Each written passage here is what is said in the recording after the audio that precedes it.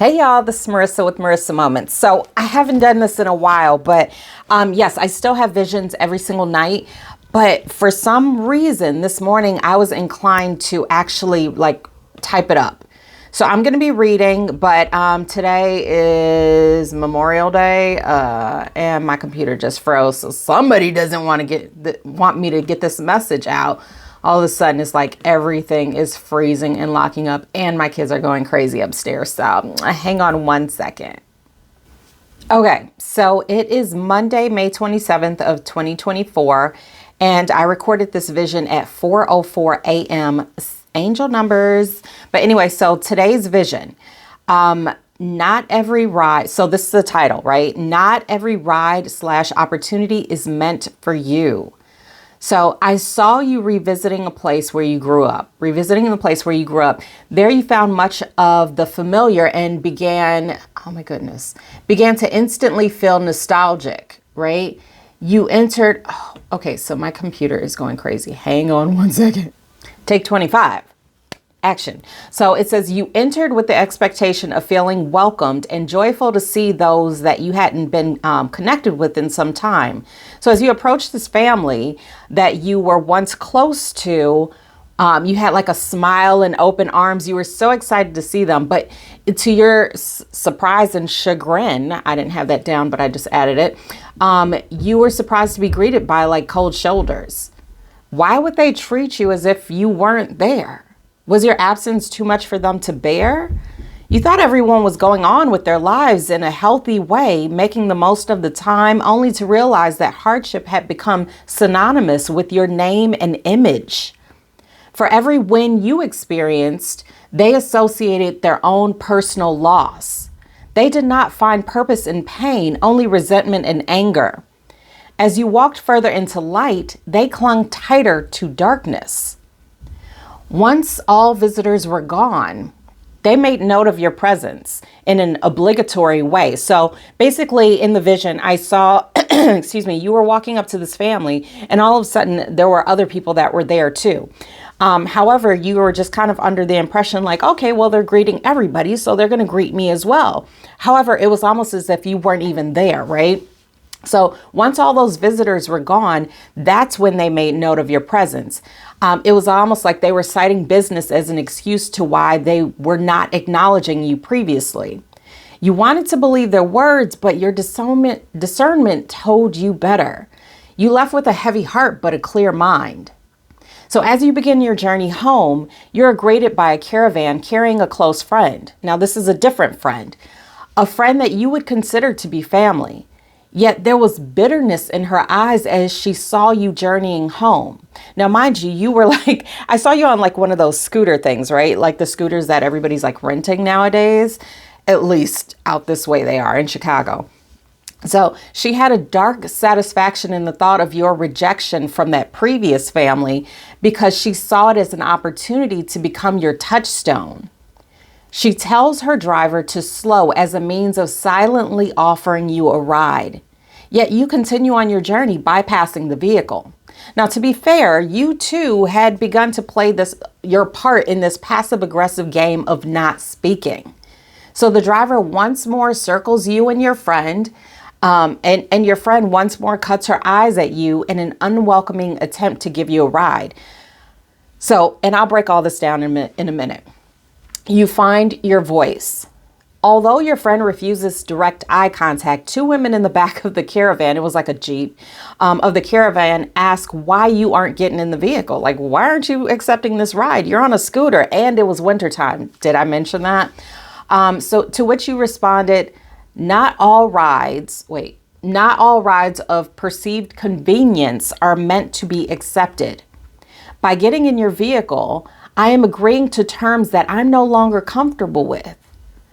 I now understand that God has provided me with a vehicle, although albeit not as nice, but sufficient to get me to where I need to be in the proper time. I have learned today that I don't have to accept back burner energy. I no longer need to be okay with the chastisement of my decisions because they don't align with the convenience of another. We so often lower ourselves for fear of not receiving another opportunity when he is aligning us with the greatness by testing us through mediocrity. We therefore get into vehicles laced with darkness so that we don't have to endure the pain or strain of walking in the light. You ask why I reject convenience in the face of hardship. I say it's because I deserve better. The women in the vehicle have no response. You have finally spoken your piece and are ready to ascend.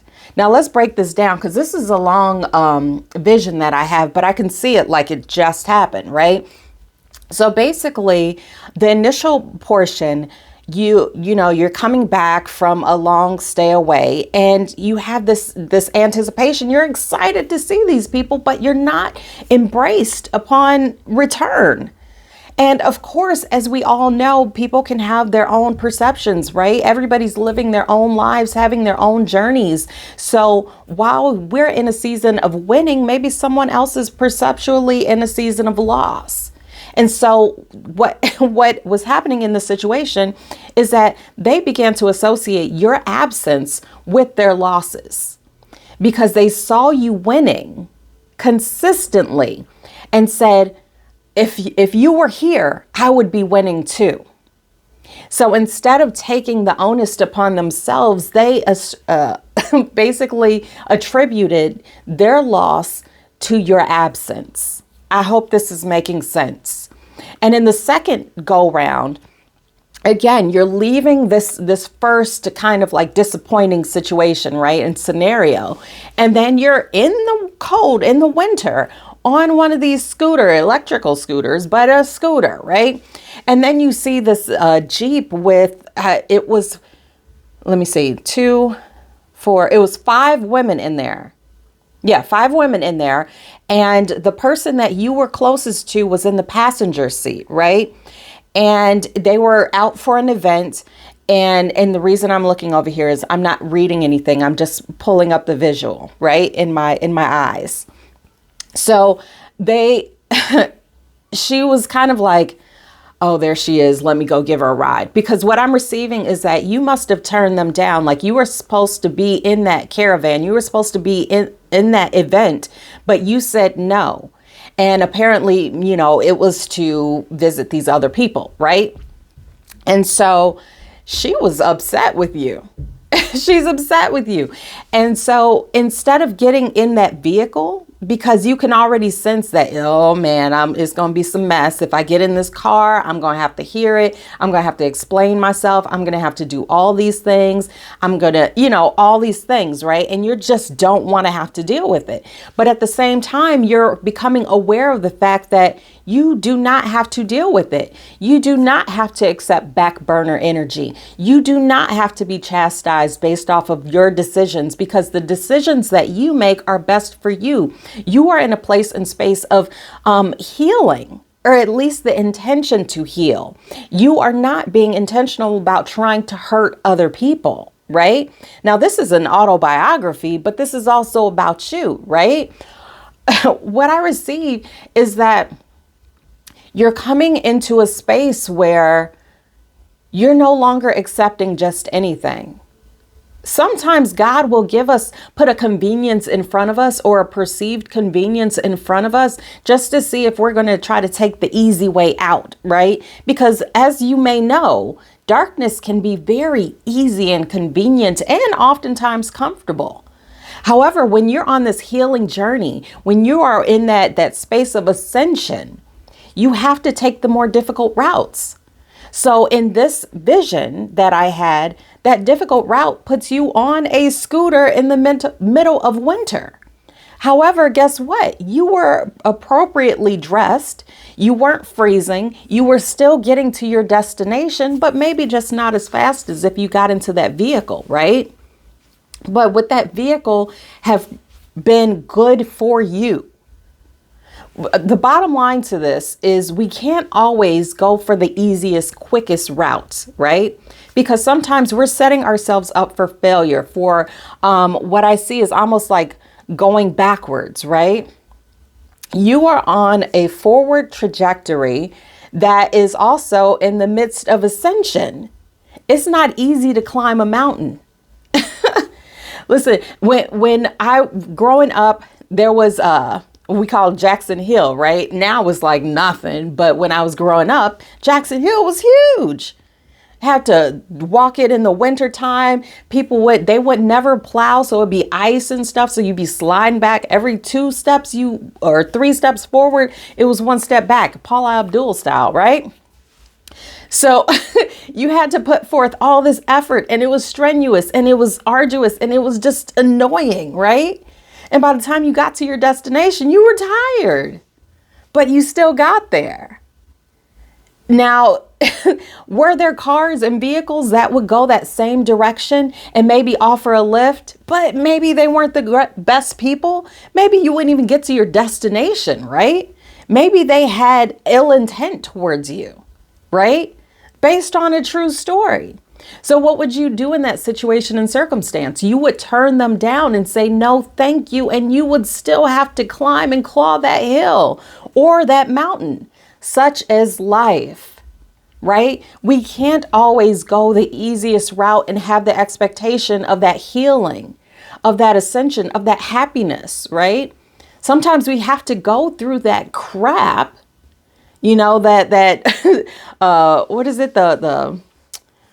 As I walk through the valley of the shadow of death, right? Sometimes we got to walk through that valley of the shadow of death in order to reach something that is greater, something that is beyond what we have ever encountered before in our lives.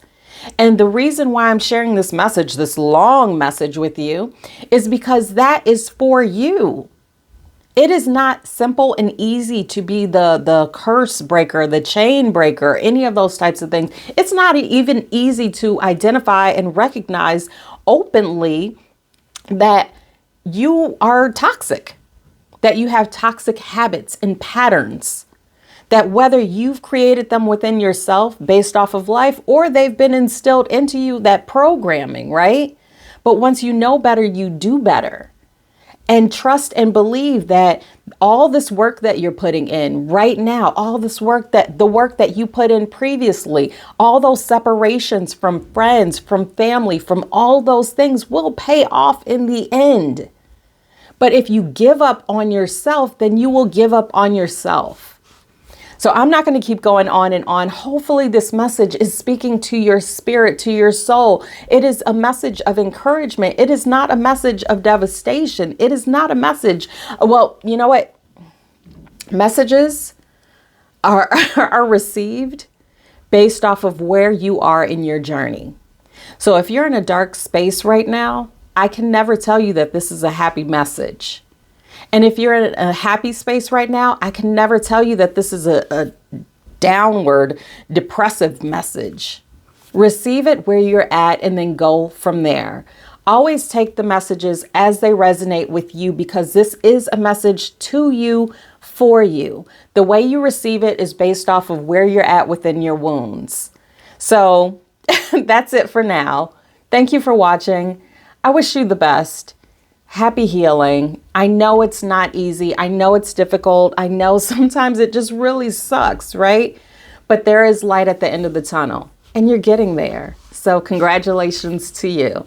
Happy healing and bye.